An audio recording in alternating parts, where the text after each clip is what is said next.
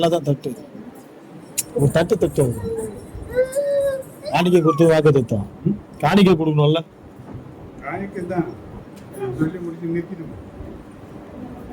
காணிக்கை நிச்சயமா எல்லாம் போய் தான் போடணும். ஏன்னா அது மாற்ற மாட்டேன்.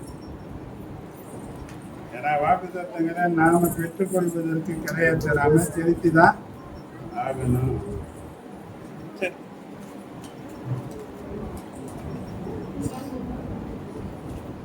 யோவான் எழுதின சுவிசேஷம் 14வது அதிகாரம் 27வது வசனம் தான் வாசிக்கிறேன்.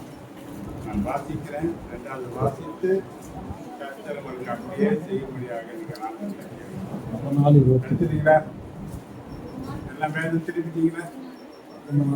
வாசிக்கிட்டுமா? சமாதானத்தை உங்களுக்கு வைத்து போகிறேன், என்னுடைய சமாதானத்தையே உங்களுக்கு கொடுக்கிறேன். உலகம் கொடுக்கிற பிரகாரம் நான் உங்களுக்கு கொடுக்கிறதில்லை. உங்கள் இருதயம் கலங்காமலும் பயப்படாமலும் இருப்பதாக. ஆமென். அல்லேலூயா. சமாதானத்தை உங்களுக்கு வைத்து போகிறேன்,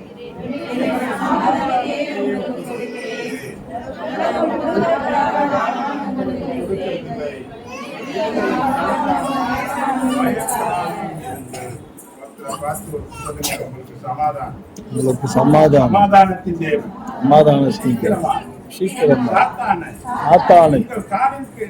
காலின் கீழ் நசுக்கி போடுவாராக.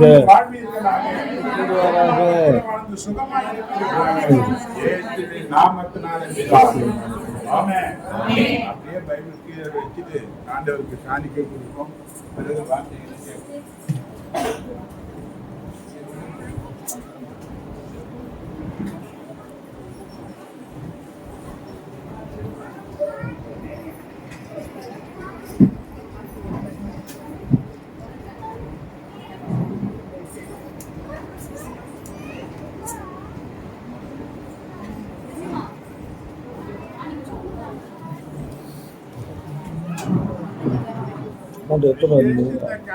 போடுங்க. 1ஆம் தேதி பரிசுத்த ஆராதனை நாள் வேற.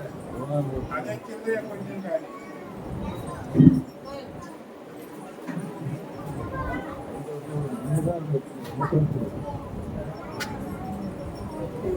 காலையில கிளம்பல கேட்க மாட்டேன்.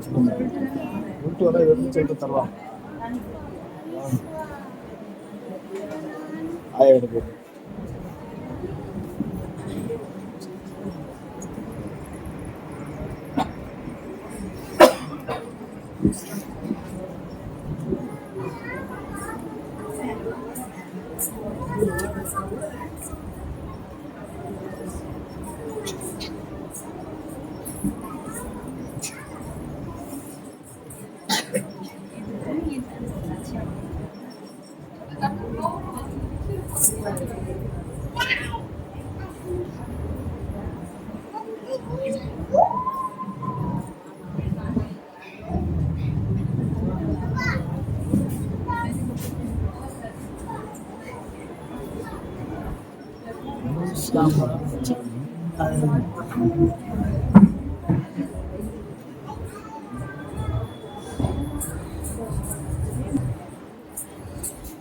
Yes.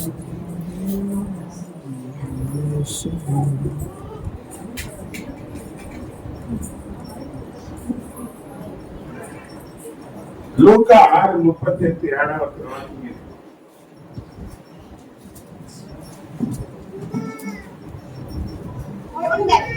கொடுங்கள், அப்பொழுது உங்களுக்கு கொடுக்கப்படும்.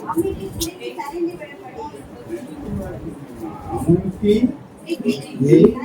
சரிந்து விழும்படி நன்றாய் அளந்து மடியிலே போடுவார்கள். நீங்கள் எந்த அளவினால அளந்தீர்களோ அந்த அளவினாலே உங்களுக்கு அளப்பார்களாக.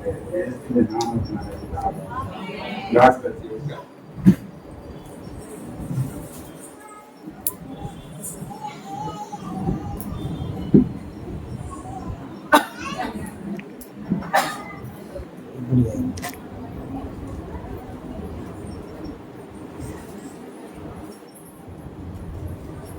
Hallelujah. என்ன வாக்கு சத்தம்? நீங்கள் கோவையில் ஆசீர்வதிக்கப்பட்டிருக்கிறீர்கள்.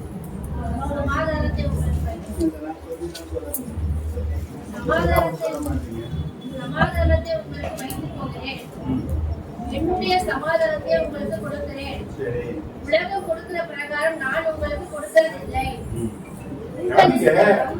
இந்த உலகத்துல வாழக்கூடிய யாரா இருந்தாலும் அவர்களுக்கு மிக மிக அவசியமான ஒரு தேவை ஒன்று இருக்குமான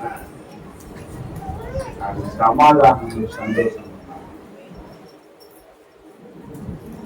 இன்னைக்கு நிறைய பேருக்கு எது குறைவுன்னு பார்த்தீங்கன்னா இந்த சமாதானம் குறைவு. குழப்பமும் பிரச்சனையும் போராட்டங்களும் செலவினங்களும் வியாதி பெருகி இருக்கிற ஒரு காலகட்டத்துல இதெல்லாம் வாழ்ந்து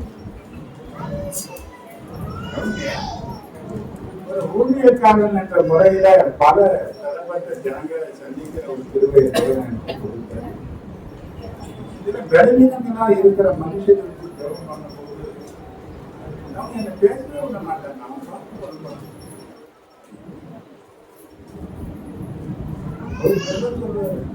பழசெல்லாம் நினைச்சு நினைக்கிறோம் பார்த்து ஒரு துணையில பார்த்து ஏன் கேட்கறதுக்கு ஆளுல பார்த்து இன்னைக்கு தெருவில் இருக்கிற ஜனங்களுக்கு கூட நாடு இருக்கு. எனக்கு ஒன்றும் இல்லை பார்த்து வியாதியே கிடக்கிறேன். 4 வருஷமா படுத்தப்படுகிறேன்.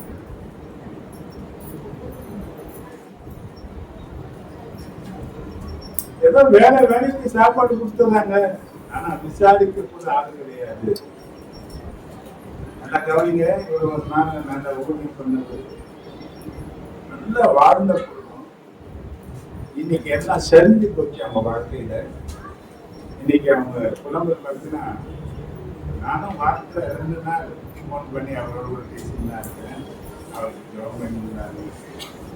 அப்ப நல்ல நிலையில வாழ்ந்த ஒரு மனுஷன் கூட இப்ப என்ன நினைக்கிறாங்க, எனக்கு அந்த சமாதானம் நல்லா இருந்த போது என் காரியத்தை நான் பார்த்துக்கிறதுக்கு ஆண்டவர்கிட்ட நான் கேட்டுக்குவேன்.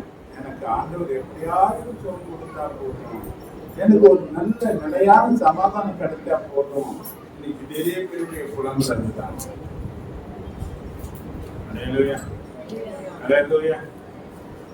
ஒரு தனி மனுஷனுடைய உள்ளம் ஏற்றி கொண்டு இருக்கிற பெரிய ஆசீர்வாதம் என்னன்னா சமாதானம் தான். சஞ்சலத்தோடு கூட சாப்பிடுகிற கரிசோட பார்க்கிறோம். சமாதானமா சாப்பிடுற இலைக்கறி சாப்பாடு மேலானது. கொஞ்சமா சாப்பிட்டாலும் அவனுடைய நித்திர இன்பமா இருக்கணும்னா அவனுக்கு சமாதானம் கட்டாயம் இல்லை. ஆனா இந்த வாழ்கிற காலகட்டத்துல ஒரு பெரிய குறைவு என்னன்னு பார்த்தீங்கன்னா இந்த சமாதானம், சந்தோஷம். அப்ப இன்னைக்கு தனிப்பட்ட ஒரு மனுஷன் பாருங்க, நல்லா இருப்பாங்க, வசதியா இருப்பாங்க, நல்லா வாட்டச்சாட்டமா இருப்பாங்க, எல்லாம் சும்மா இருப்பாங்க. ஆனா அவங்களுக்குள்ள பார்த்தீங்கன்னா சோத்து காணப்படுறான்னு பார்த்தீங்கன்னா சமாதானம், பிரச்சனை, வீட்டுல நிம்மதி இல்லை என்று சொல்லக்கூடிய ஏராளமான ஜனங்களை பார்க்கலாம். ஏன் அந்த ஏராளமான ஜன கூட்டத்துல நாமும் கூட ஒரு ஆளாயிருக்கோம். நம்ம கூட எனக்கு சமாதானம் இல்லை, எனக்கு பயமும் கவலையும் திருச்சுதான காரியம் தான் இருக்குது. இங்க ஆண்டவர் சொல்ற நான் எனக்கு உனக்கு என் சமாதானத்தை வச்சு போறேன். இந்த உலகம் கொடுக்கிற பிரகாரம் நான் உங்களுக்கு தரமாட்டேன். உலகம் கொடுக்கிற காரியத்தை நமக்கு கொடுக்கிற சமாதானத்துக்கு நிறைய பேர் கெட்டு போன காரணமே உலகத்தின் சமாதானத்துக்கு. இன்னைக்கு தேவனுடைய சபையில நம்ம வரும், ஆலயத்துக்கு வரும், சபைக்கு வரோம்னா முக்கியமான ஒரு நோக்கம் ஒரு சமாதானம் கிடைக்குமா என்ற எண்ணத்துல தான். நல்ல ஆறுதலான வார்த்தை எனக்கு கிடைக்குமா? இந்த வார்த்தைனால நான் பலனடையக்கூடிய எல்லா பிரச்சனையும் மறந்து ஒரு புதிய மனுஷனா மாறக்கூடிய ஒரு மாற்றங்கள் உண்டாகக்கூடிய வார்த்தை எனக்கு கிடைக்குமா என்ற இயக்கத்தினால்தான் சபைக்கு வரும். ஏன்னா சபை வசனத்தின் அஸ்திபாரமே சபைதான்.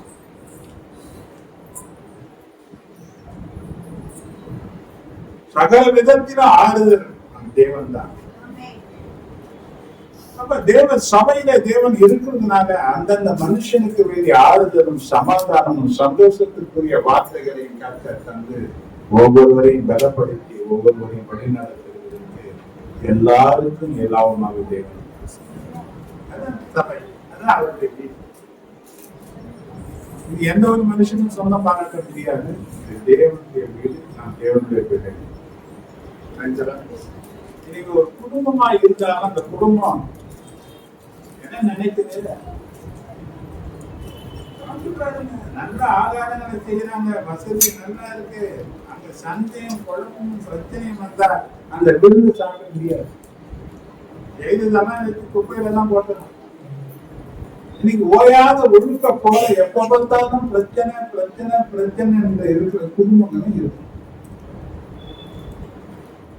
சில மனுஷர்கள் வீட்டுக்கே போக எனக்கு பிடிக்கிறேன்னு சொல்லிட்டு ரோட்டிலேயே அலையக்கூடிய பைத்தியக்காரங்களை போல எனக்கு நிறைய பேர் இருக்கிறதுக்கு காரணம் அந்த வீட்டுக்கு சமாதானம் இல்லை என்பதுதான் ஒரு காரணமாக இருக்க முடியுமே தவிர வேற ஒரு காரணம் இருக்கு.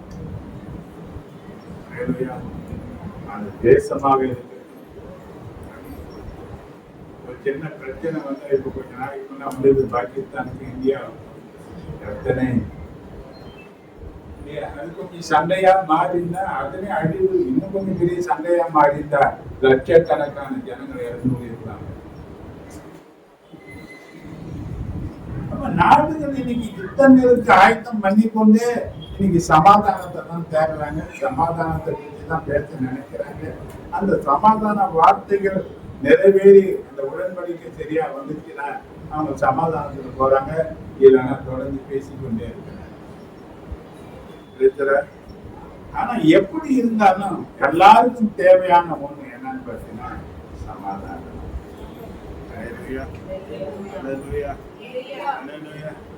நினைக்கிறோம் அக்கறைக்கு இக்கரை பச்சைன்னு சொல்லுவாங்க. நல்ல காடு பக்கலா இருக்கிறவங்க மட்டும் ரொம்ப சமாதானமா இருக்கிறோம் நாம நினைக்கிறோம். சில பேரு சமாதானம் வேணும் என்பதற்காகவே போதைக்கு அடிமையாகி போதை பழக்கத்தினால இன்னைக்கு ரொம்ப அவமானமும் வித்தையும் உள்ளவர்களாக அனுபவிக்கக்கூடிய மனுஷர்களாக மாறி போனாங்க. ஏதோ ஒரு சின்ன பிரச்சனை, ஏதோ ஒரு பதற்றம், ஏதோ ஒரு சூழ்நிலை, ஒரு காரியத்தை தடுத்துக் கொள்வதற்கு அந்த காரியத்துல சமாதானம் பெற்றுக் கொள்வதற்கு தவறான வழியை நாடி போனாங்க. இன்னைக்கு உலகம் கொடுக்கிற சமாதானம் என்னங்க? யாருக்கா ஒரு பிரச்சனை கொஞ்ச நேரம் தண்ணி அடிக்கிறானா தண்ணி அடிக்க கொடுப்போம். சினிமா போறாங்க கொஞ்ச நேரம் என்டர்டெயின், எவ்வளவு நேரம் இருக்க அந்த 2 மணி நேரம் 3 மணி நேரம் முடிஞ்ச பிறகு அந்த பிரச்சனை உங்க அதிவேகமா தொடரதான் செய்யும். உன் வீட்டை தேடி வர வர வர அது உனக்கு விஷ்ணுவாய் இருந்துதான் காணப்படுகிறத தவிர அந்த 2 மணி நேரம் சினிமா கொஞ்ச நேரம் போதையோ உனக்கு நிரந்தரமான சமாதானத்தை தரவே முடியாது.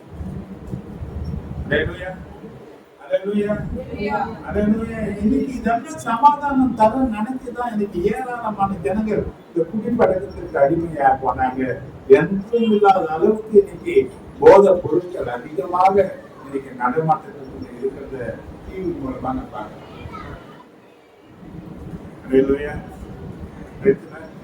சில பேருக்கு பார்த்தீங்கன்னா சமாதானம் இங்க இருப்பா இல்லையா?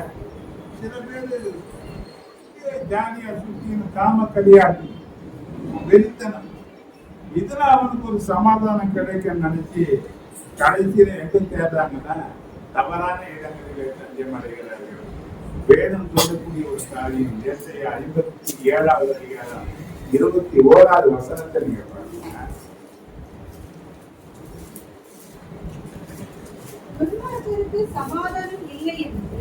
துன்மார்க்கருக்கு சமாதானம் இல்லை என்று தேவன் சொல்லுகிறார்.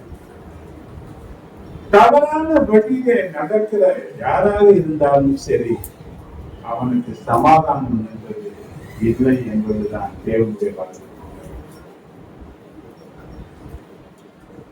சின்ன சின்ன பிரச்சனைகளுக்கெல்லாம் தவறான நிலையில சமாதானத்தை தேடி போகாத.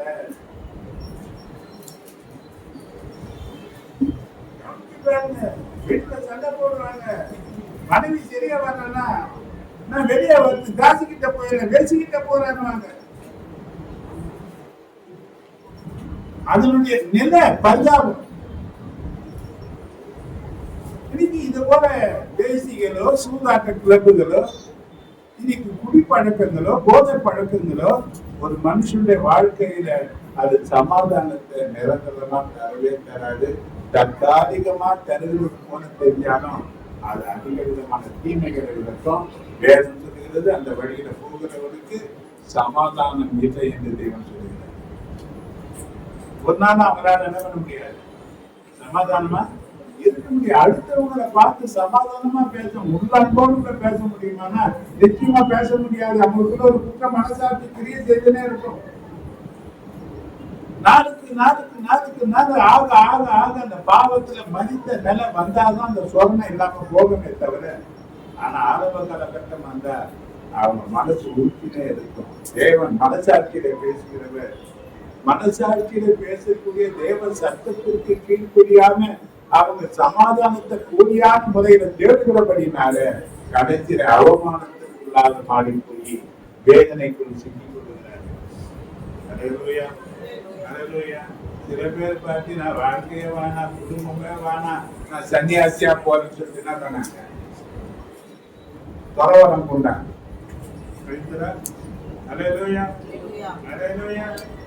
பாருங்க,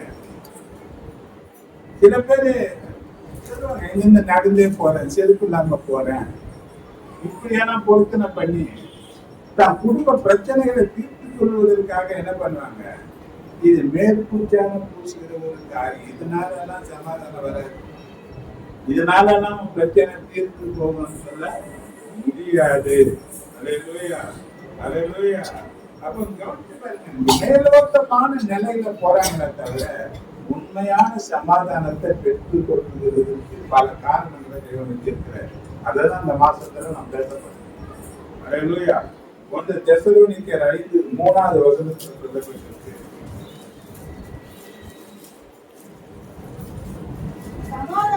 சமாதானமும் சௌக்கியமும் உண்டென்று அவர்கள் சொல்லும்போது கர்ப்பவதியானவருக்கு வேதனை வருகிறது போல அழிவு சடுதியாய் அவர்கள் தப்பி போவார்கள்.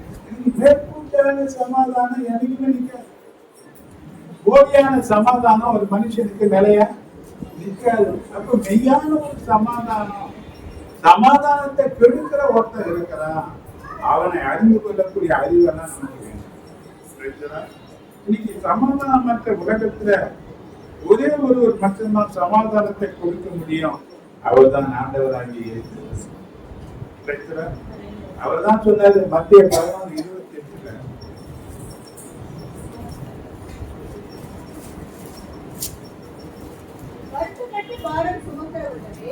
வருத்தப்பட்டு பாரம் சுமக்கிறவர்களே, நீங்கள் எல்லாரும் என்னிடத்தில் வாருங்கள், யார் கூப்பிட, யாருக்கிட்ட போனாலும் அவனுக்கு ஏதாவது பாரம், அவனுக்கு ஏதாவது பிரச்சனை, அவன் என்னதான் உதவி செய்ய நினைச்சாலும் கூட அவனுக்கும் சில பிரச்சனைகளை தீர்த்த பிறகுதான் அவன் நமக்கு ஏதாவது உதவி செய்ய முடியும். ஆனா எல்லாருடைய பிரச்சனைகளை தீர்ப்பதற்கு ஆண்டவராக இயேசுகிறதுக்கு வல்லமையுள்ள தேவனாக இருக்கிறார். அவர் ஒரு அழைப்பு கொடுக்கிறாரு, உனக்கு சமாதானமற்ற நிலை இருக்குமானார், சங்கீதமும் தவிர்ப்பும் நிறைஞ்சு இருக்குமானார், பாரம் சுமந்து என் கழுத்து நோக்குது, நான் எவ்வளவோ கஷ்டப்பட்டுட்டேன், இன்னைக்கு வரையும் கஷ்டப்பட்டுனே இருக்கிறேன், எனக்கு ஒரு சமாதானம் இல்லை என்று சொல்லி ஒரு புலம்பல் வாழ்க்கையில இருக்குமானார், தேவன் உனக்கு ஒரு அழைப்பை கொடுக்கிறார். வருத்தப்பட்டு பாரம் சுமக்கிற மகனே மகளே, எல்லாரும் நினைக்கிற வாருங்கள், நான் உங்களுக்கு இடைப்பாடுகள் தருவேன் என்பது தேவன் அழைக்கக்கூடிய அழைப்பின் முக்கியமான ஆசீர்வாதம். உன் முகத்தை அவர் மேல் ஏற்றுக்கொள்கிறார். அவருடைய முகத்தை வைக்கிற அவர் முகம் உனக்கு ஈஸியா இருக்கும், லகுவான சொல்றாரு. ஒன்னை எடுத்துட்டு ஒண்ணு வைக்கிறார், பாரங்களை நீக்கி விடுகிறார்.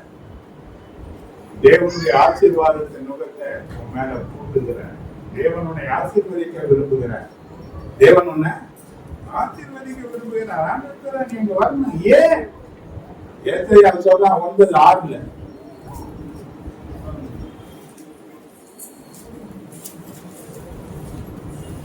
நமக்கு ஒரு பாலகன் பிறந்தார், நமக்கு ஒரு பாலகன் பிறந்தார், நமக்கு ஒரு குமாரன் கொடுக்கப்பட்டார், நமக்கு ஒரு குமாரன் கொடுக்கப்பட்டார், கர்த்தத்துவம் அவர் தோளின் மேல் கர்த்தத்துவம் அவர் தோளின் மேல் இருந்தது, இருந்தது, அவர் நாமம் அவர் அதிசயமானவர், நாமம் அதிசயமானவர், ஆலோசனை கர்த்தர், ஆலோசனை கர்த்தர், வல்லமையுள்ள தேவன், வல்லமையுள்ள தேவன், நித்திய பிதா, நித்திய பிதா, சமாதான பிரபு எனப்படும் சமாதான பிரபு என்று அவர் அழைக்கப்படுகிறார். அவர் யாரா? சமாதான பிரபு. ரோமர் 15:33 நீங்க வாசிச்சிருக்கீங்க. இவர் சமாதானத்தின் தேவன் என்று எழுதப்பட்டிருக்கு.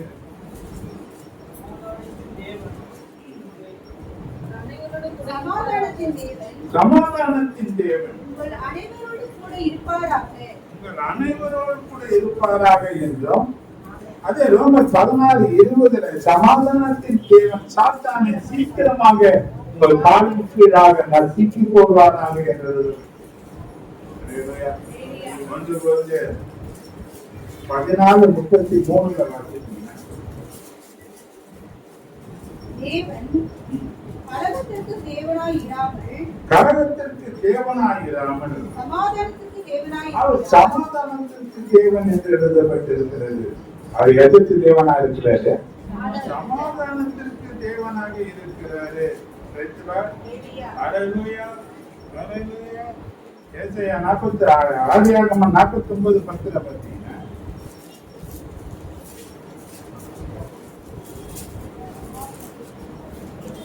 சமாதான கர்த்தர் வருமளவும் சமாதான கர்த்தர் வருமளவும் செங்கோல் யூதாவை விட்டு நீங்குவதும் இல்லை, செங்கோல் யூதாவை விட்டு நீங்குவதும் இல்லை.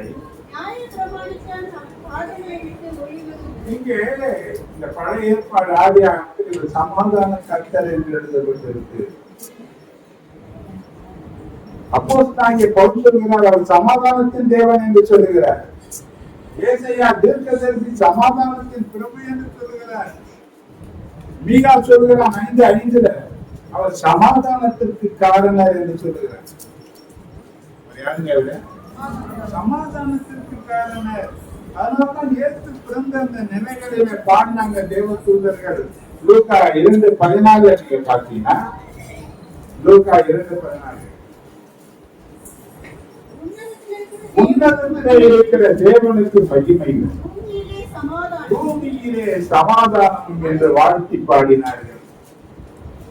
ஹல்லேலூயா, ஹல்லேலூயா, ஹல்லேலூயா. ஏலியா யோவான் 14:26-27 வாசித்தோம். சமாதானத்தை உனக்கு வைத்துக் கொள்கிறேன், என்னுடைய சமாதானத்தை உனக்கு வைத்துக் கொள்கிறேன். உலகம் கொடுக்கிற பிரகாரம் நான் உனக்கு அதை கொடுப்பதில்லை. உலகம் கொடுக்க முடியாததும் எடுக்க முடியாததுமான சமாதானத்தை தேவன் உனக்கு வைத்துக் கொள்கிறார். ஹல்லேலூயா. அதனால்தான் அவரால் சொல்ல முடிஞ்சது. யோவான் 14:33 நீங்க வாசிச்சீங்க. என்னிடத்தில் உங்களுக்கு சமாதானம் உண்டாயிருக்கும் பொருட்டு என்னிடத்தில் உங்களுக்கு சமாதானம் உண்டாயிருக்கிற பொருட்டு இவைகளை உங்களுக்கு சொன்னேன். இவைகளை உங்களுக்கு நான் சொன்னேன். உலகத்திலே உங்களுக்கு உபத்திரம் உண்டு, உலகத்திலே உங்களுக்கு உபத்திரம் உண்டு, ஆனாலும் திடன் கொள்ளுங்கள், நான் உலகத்தை நான் ஜெயித்தேன். உலகத்தை ஜெயித்தேன் என்று சொன்னார். ஹல்லேலூயா, ஹல்லேலூயா. தேவனுடைய சமாதானத்தோடு கூட தேவ ஆசீர்வாதத்தையும் பெற்றுக்கொள்ள ஆண்டவராகிய இயேசு கிறிஸ்துவின் சமூகத்திற்கு நாம் வர வேண்டும் என்ற அழைப்பை இயேசு கிறிஸ்து கொடுக்கிறார். எங்க வரணும்? சமாதானம் இல்ல, சந்தோஷம் இல்ல, என் குடும்பத்துல நிம்மதி இல்ல என்ற பிரச்சனைக்காக எங்கேயோ அலையலாங்க. யார்கிட்டயோ போறாங்க, எதையோ வாங்கி கட்டிக்கிறாங்க. ஆனா அது சொல்றாரு, நீ யாரா இருந்தாலும் நீங்க எல்லாரும் என்னிடத்துல வாழ்க்கையில் சொல்கிறேன். பாரங்கள் சுமந்து இருக்கலாம், வேதனைகள் மத்தியில வாழ்ந்து இருக்கலாம், நெருக்கங்கள் சூழ்ந்து இருக்கலாம், துரோகங்களினாலே துவண்டு போயிருக்கலாம், பல நிலைகளிலே வாழ்வா சாவா என்ற நிலையில நீ வந்திருக்கலாம். ஆனா உனக்கு ஒரு அழைப்பு தேவன் தருகிறார். நீ என்னிடத்திலே வா, உனக்காக என்னுடைய சமாதானத்தை நான் வைத்திருக்கிறேன். அல்லேலூயா, அல்லேலூயா. அவனை இன்னைக்கு எந்த அளவுக்கு நாம் சொந்த ஆண்டவராக இரட்சகராக இன்னைக்கு நாம் ஏற்றுக்கொண்டு இருக்கிறோம் என்பது ரொம்ப அவசியம். சங்கீதக்காரன் சொல்றான் 29வது சங்கீதம் 11வது வசனத்துல,